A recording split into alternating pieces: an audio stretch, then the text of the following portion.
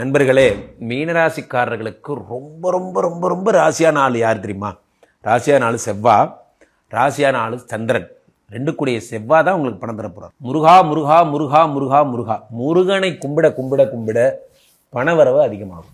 முருகன் தான் உங்களுக்கு பணம் தரக்கூடிய கண்கண்ட தெய்வம். அந்த முருகப்பெருமானுக்குரிய வேல் பதிகம், முருகப்பெருமானுக்குரிய விஷயங்கள், வேலுண்டு வினை இல்லை, மயிலுண்டு பயம் இல்லை போன்ற வார்த்தைகள், அந்த வேலுடைய பொம்மை, அந்த இது இருக்கு பாருங்க, அதாவது விற்றாங்க அப்படின்னா கருங்காலியில் ஏதாவது விற்றாங்கன்னா அதை வாங்கிட்டு வந்து வீட்டில் வைங்க.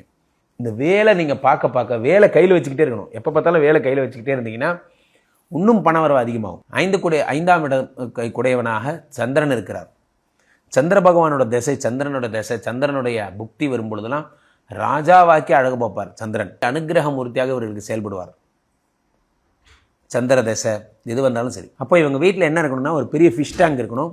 அந்த ஃபிஷ் டேங்க்கில் நிறையா, அதாவது ஓஷனிக் ஃபிஷ் டேங்க்னு பேர், நல்ல நீல கலரில் கடல் தண்ணி இருக்கக்கூடியது, அதை டெய்லி மாற்ற தேவையில்லம்பாங்க. அந்த மாதிரி ப்ளூ கலரில் இருக்கக்கூடிய அந்த ஃபிஷ் டேங்க்கு, அதில் நிறைய கடல் மீன்கள்லாம் போகணும்.